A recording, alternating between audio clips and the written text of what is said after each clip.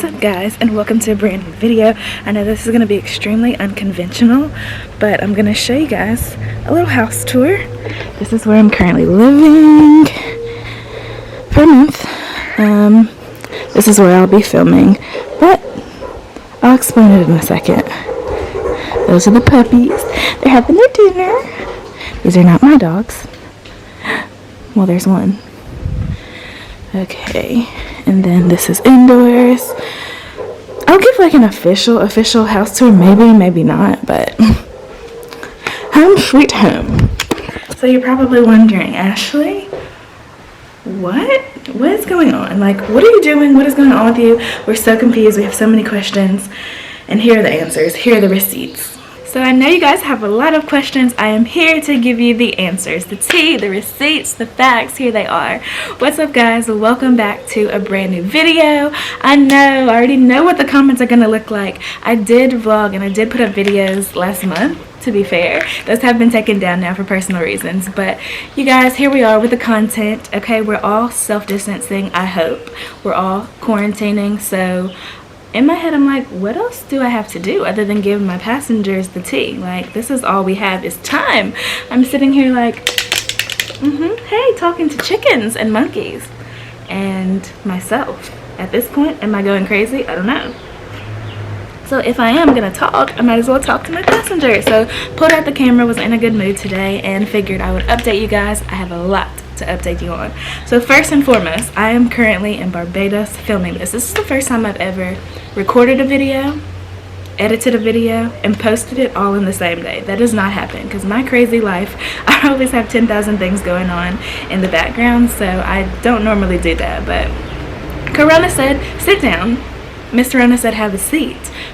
Put up content, because what else is there to do? Like, people are going crazy right now, and I felt like I owed you guys a well-rounded video, as well as, this is my opinion, yes, but I need receipts. I don't need to hear, oh, she said this on the jump seat on this day, oh, he said this about this email, because people's opinions can be very biased, including myself. So I was like, let me collect the receipts, here are the facts, and share with you guys.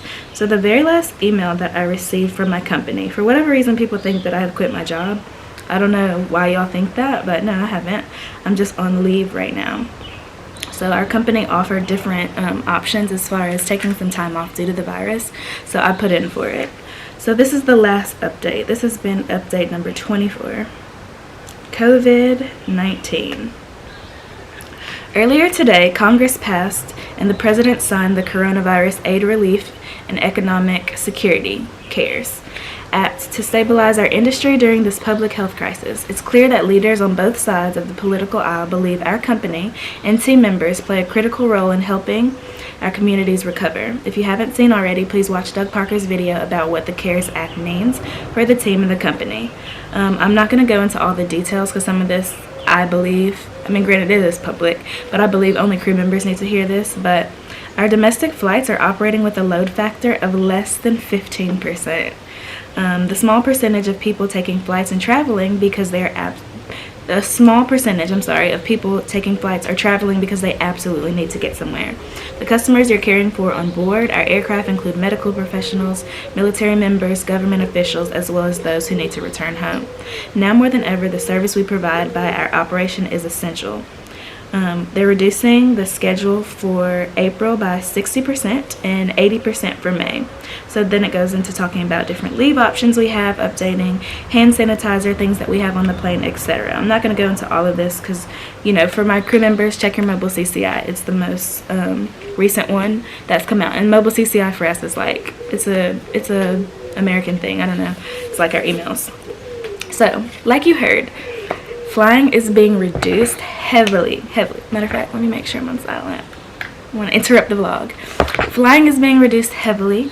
Flight attendants are being reduced heavily because that if there's no people flying, you don't need flight attendants, which means all of these trips, thanks to this travel ban, have been removed. So let's say you are a super senior flight attendant, and every Tuesday you do your London to Dallas with your girls. That's what you do, your little turn, your 3-day trip. Now, because of all the flying being reduced and Europe not being there anymore, now you trickle down. So now you're having to fly Caribbean, or maybe you're doing the Deep South. Okay, maybe something happens that's reduced. So now instead of that, now you're having to do transcons. Los Angeles to JFK. Okay, now that's getting cut back. So now you're doing Dallas to Newark. Now that's being reduced. Like, flying is trickling down and it's affecting senior people, so they're offering retirement packages, as well as junior people, because everyone is worried about catching this virus. Everybody's worried about getting sick, but not just for themselves, for their loved ones. So a lot of people ask, why did you come to Barbados? How long are you going to be there? What is the reasoning for being there? I wanted to come somewhere that was English speaking, number one, and I wanted to come somewhere that was safer, in my opinion. So, a matter of fact, let me check, because I haven't done it today. There's a constant update on how many cases have affected everyone worldwide. Hunter had sent me a link to the clock. Let me make sure nothing crazy is on the messages. Okay, this is the link for it. World-O-Meter. And this is my best friend, by the way. I'll link him down below. So total, 678,969 cases total right now. 31,171 deaths. And this is right now, today, in this moment, the update on it. How many have recovered? I think that's important to say that as well. 146,345 people have recovered from this. So the cases in the United States have jumped up to number 1 because a lot of people did not listen. They're not practicing social distancing, and they're going out and doing whatever they feel like. These mosquitoes, please let me live for the vlog, please. Like, sis, please. Okay, so in the US, 123,781 total cases. And in Barbados, 26. So my reasoning for coming here, I have watched so many sci-fi movies, you guys. I grew up watching all the horror movies, all of the mass panic and mass hysteria type situations, zombie apocalypses, vampires, horror, sci-fi. That's my genre. Okay, love it, love it, love it. Mystery, dystopian theories, all of those type. Hello, like, I grew up asking, begging if I could go to Hogwarts, and was dead serious. Like, I just have always had a vivid imagination and had a really big mind as a child. So that's the type of stuff that I watch. So when all of this starts happening, this virus starts spreading quicker, Italy is going through it, the UK going through it, all of this, and then it was not even the virus itself that was scary, it was the way people reacted to it. And in my head, I'm a country girl, okay? I grew up washing our clothes by hands, hanging them out to dry, raising fruits and vegetables, chickens, cow. Like, we didn't grow up with cows, but granted my aunt did. So all of these things, it's like things have done a 180 and now you have to revert back to that. But people forget, like, as much as I travel, as much as I love the city, as much as I love certain places, I am a country girl, deep, deep, deep, deep down. The part I hide, my accent that I, have worked hard to enunciate my words so people don't hear it as much. Still born in Texas, okay? Oak Cliff, baby. Still raised in Louisiana. Still, like, that's never, ever, ever gonna come out of me. That's home. So with all of this happening, and it happening this quickly, obviously I have exposed myself to lots of people. So with me going to Mardi Gras in New Orleans, with me going to Vegas for Brittany Renner's birthday party, for me, traveling, being on this plane with these people that are coughing, they're sick, they're not wiping their hands. People are nasty. Like, that's the conclusion that I've come to. I already knew that, but now it's very publicly known. You're not washing your hands. You're not washing your food. You're touching your face a lot. You're doing all of this, and a lot of it, you don't even think about it. Like, you touch your face so many times a day, and it's just subconscious. But at the same time, if you're not a nasty person, that really doesn't matter. If you are, you got pink eye. But all of this is going on, and people are getting so in their feelings and so upset. And for me personally, I think that this has exposed a lot of people's true feelings, and a lot of the things that are covered up, or we don't talk about that, we don't address it. Now it's being addressed. People are dying. People are literally dying. People are protesting. These jobs are realizing their employers are sick of it, because now there's this whole, you need us and we need you. But people are waking up and thinking, well, you kind of need me more than I need you. People need health care. People need benefits, 401ks, well-paying jobs. Like, all of these things where I'm sitting here like, you guys look real dumb right now. Real dumb. And don't get me wrong, I'm an American citizen. That's my country. But so many things are happening that I personally disagree with, always have, always will. And now everyone is like, oh my God, yeah, that shouldn't be the case. So I'm over here like, okay. I took a step back and decided to put a whole ocean in between my family and me. And it is upsetting. Please. If you guys hear chickens randomly in the background, like I said, I'm in Barbados, can't help that. But yeah, it was a very dramatic decision. It was not an easy one, to leave Auntie behind, to leave my dogs behind. Oh my God, I don't want to cry. But I actually hate, and I'm a whole water sign, y'all know I'm a Scorpio, but I don't do well with other people's outbursts of emotions. That's on camera, that's in real life, like whatever. I'm over here like, I don't want to cry around people in case that makes them uncomfortable. I will lock myself in a room, in the shower, whatever, and cry. But this is, y'all, this is super tough. So my entire family, bro, like the homies, the squad, everybody is back home. Okay, whew, y'all, going through it over here, and I'm on my period. Oh God, I hate it here. But here I am on Rihanna's beautiful island, surrounded by amazing people.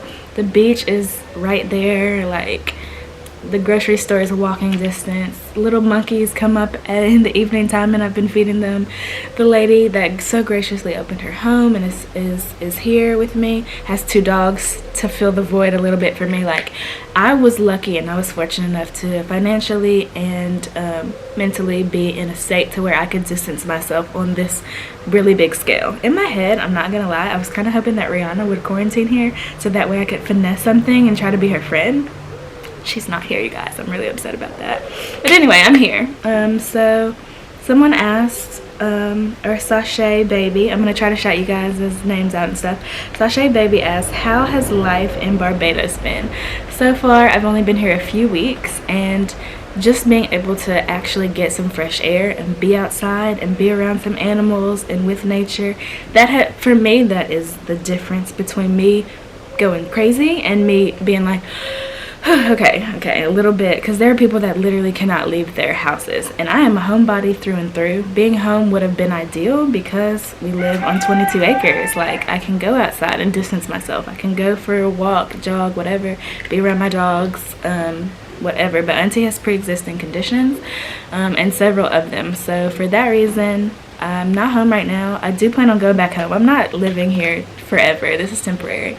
But yeah, so far so good. It has been a culture shock per usual. I've learned a lot of little things where I'm like, oh, that's what you guys do here versus here, you know, and I have someone here that I trust. So it hasn't been harder for me to maneuver. It's just with the quarantine and with there being a curfew now, it's made things a little more difficult. But granted, the island life, there are some beautiful people here, and the culture and like just how everyone's so friendly. You can go walking outside in the middle of the night before the curfew, you could, and no one's gonna bother you. The mosquitoes will bother me, but other than that, like, people are just very friendly and very, it's night and day. Like, if you were to roll up to someone's house in the US in the middle of the night and you were accidentally at the wrong place and on private property, they could come out guns blazing and they're in the right. Here, no one's doing that. So the way people were buying bullets and guns in the South especially is a little terrifying. Granted, I grew up around that life, so I know it. Guns kill people.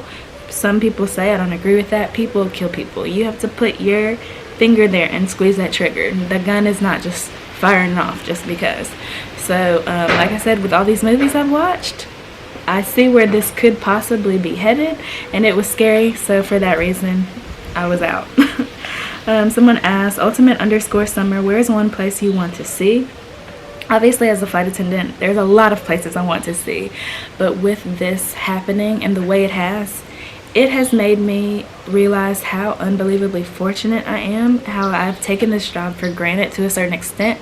Now, don't get me wrong, I've non-revved quite a bit, I've traveled quite a lot, but I do things as I can financially handle them. So now, with this happening the way it has, I will go broke and go on a trip. Like, I honestly would rather have the experience and know that I lived every single day like it was my last, that I didn't take anything for granted, that I have no regrets, that if something happened to me tomorrow, I could say I did exactly. Like that Beyonce song, I want to leave my footprints on the sands of time. I agree with every single lyric, and that's how I feel. And I already felt that way, hence why I signed up to be a flight attendant, but I feel that way even more so now because I do feel like I've been given this opportunity, especially to share with you guys. And I definitely heavily want to put up way more content, way more travel vlogs, way more, like, invest in more equipment, everything, so that I can, because I really actually do enjoy videography. So I reached out to Fun for Louie, actually, because he is the reason why I ended up getting the courage to say, okay, leaving the hospital, quitting, applied to be a flight attendant, got my passport, didn't even tell my aunt until I was going to the face-to-face interview, just in case, because I'm like, I have to have a plan, a backup plan, and then another one. And so I was like, if this doesn't work out, nobody will know I failed. But if this works out, like, this is going to be fantastic. And obviously, my friends and family, like, I tell them everything. But it was just this one little thing where I was like, I'm keeping this for me. And it worked out. Clearly, I'm still flying. But I just feel really grateful and blessed to be able to be in the position that I'm in, because everybody doesn't get to do this. What is Suzanne Terrell said, where is your favorite layover and why of all time? Okay, so it's really difficult to narrow that down, but domestically, Jackson Hole, Wyoming, Maui, and New York. I always have good times in New York, and then Dallas because I like to be home. Internationally, Amsterdam, Dubai, and Bogota. I really liked Bogota, but I also liked, it's hard to pick. I sound so like, oh my god, but Paris, man, there's so many good places that I've been. So it's hard for flight attendants to narrow it down because we like different cities for certain reasons, or different countries because we like the food here. So I love the food in Jamaica. I love to go shopping in Peru, and like that's not something your average person could say. But it's hard, and that's why I appreciate the KCM badge. That's what we signed up for when we got this job, because it affords you to be able to move around. Like, I've gone and gotten my hair done in Los Angeles and then gone out to eat in Florida that night. I could never do that in regular life. Like, this job allows me to do that. And it looks super glamorous, but let me tell you, you can be real broke and still live in this glamorous travel lifestyle. I know people that do it. They make it look easy, and I'm over here like, sis, this crash pad with these 20 other people, we're over here fake bougie, fake stunting, fake flexing. How long of a commute will you have back and forth to base living in Barbados? I don't even know. I have to go through Miami or Charlotte, I believe, but I haven't even looked at the flights to see because I'm off right now. And that was JAR H38044. Catrice Lewis, hey girl, hey. She asked, has the breakup changed you in a way you never pictured yourself? And then she like respectfully messaged me and was like, oh, I hope this wasn't personal. Y'all, I'm an open book. You guys can ask me anything. So I know some of the OG passengers, the A1 since day ones, y'all know I was engaged. I put up a whole video with the life like movie that I made or whatever, and we are still like cordial and everything, but we're not together anymore. And so with it being a public platform and with people formulating all these opinions and situations and coming up with scenarios in their head about me anyway, I don't feel like it's fair for me to only tell my side of the story. So we're not together anymore. There's no like hard feelings there. We're like, he still talks to auntie and everything, but I can't sit here and tell you guys our business like that because it's not your business. But also, I feel like if he was here, we could explain it, because then it's like you get to see the genuine both sides of what happened versus me being biased and saying this is why it happened. So we're not together, but I am single, and let me tell y'all, it has been an experience. I'm over here learning how to be single because it's only been a year, and it's just really weird. Like, it's extremely ghetto out here in the streets, and I refuse to sign up for dating apps. I'm not doing Tinder, Bumble, Grindr, Hello, all the little hookup apps. No ma'am, I'm too old for that. So yeah, I've just been chilling, kind of wilding a little bit, but I don't know, I like being single. Personally, I just find it easier to deal with people because I can just be blunt and honest and say exactly what I mean, and if you don't like it, bye. There's 10 people behind you. Thank you, next.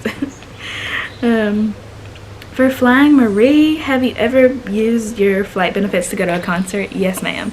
I went to Summer 16 in Atlanta, flew there.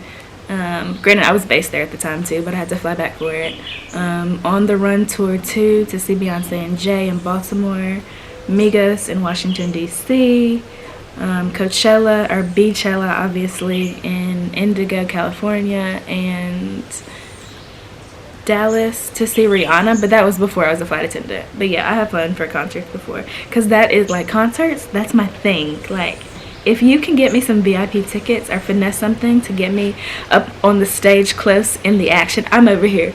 Yeah, like, that is my favorite is concerts. Love concerts. Like, the energy, the vibes, everybody singing the music, Fetty Wap, like, that was probably such, like, that was such a good night. Concerts, y'all, they're worth every penny to me. Love it. Okay. Yeah, somebody else asked about the engagement. I answered that. Okay. IFE.Alley, you've been here, girl. You were A1, like A1, old school. Why did you temporarily move? How are you adjusting, and how's auntie?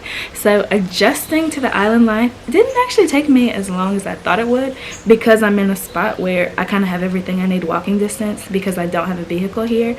I don't have a license. I was going to get a temporary license, but I'm not anymore, and I'm not a citizen, so I won't become an illegal citizen in another country until 6 months, and I'm not going to stay here for that long. So maneuvering it as far as just sitting down, living, calming down, meditating, focusing on what I want, writing my goals down, aspirations, etc. It has been very eye-opening and very humbling for me personally. But yes, I absolutely have adjusted, and it didn't take me as long as I wanted to, because people think I'm an extrovert. I am an introverted extrovert, selectively social. So for me, being by myself, this has been so peaceful and so relaxing. Like, I'm over here like, whenever this is over, I will still be social distancing. Like, my friends know, like, y'all will see me occasionally, but don't invite me, because I'm probably not coming, or if I do, I'm gonna stand in the corner like, I could be home in my bed. But auntie's good. She's okay. We check in every single day nearly. I've skipped a couple of days here and there to like give her space, because she's grown, but she's mowing the lawn on the track there all the time, complaining about the dogs, sending me text messages from the dogs. So she's good. She's okay. She misses me. I miss her, but it's okay for now. Okay, breakfast burrito _ how often do you have medical emergencies on your current airlines flights? So I've had a lot of medicals. When people hear the word medical, they think it's this crazy, like, oh my gosh thing, but a medical could just be somebody throwing up, somebody cutting themselves and just bleeding. I've had people pass out. I had a lady have a stroke. I've had kids that threw up, adults that threw up, people that drank too much, dehydrated, this girl that had a full-on panic attack. Like, I've had quite a few. And the thing about me is, I used to work at a hospital, but I was a tech, so I worked on the computer, like typing. The claws have always been on the computer going. I did that and was next to a lab, so I worked close to one of my closest friends is a phlebotomist, and then she would take me on her rounds with her sometimes.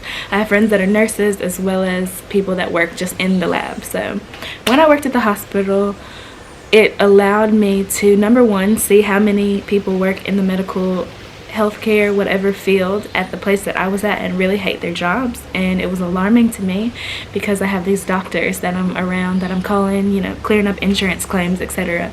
And I'm over here like, what you make in this week would probably cover my student loans. What you make in this month would cover that and a new vehicle paid off. In a few months, probably a house. And so you're over here and you're good at what you do, like you are taking care of people, but you don't like your life at all. And it was a wake-up call for me, and that's also why I started watching Fun for Louie so much, and thinking, I don't know how I'm gonna get out of here, but I need to get out. Like, I want to travel. I don't know what I'm gonna do or how I'm gonna finesse this, but I gotta figure something else out, because I can't.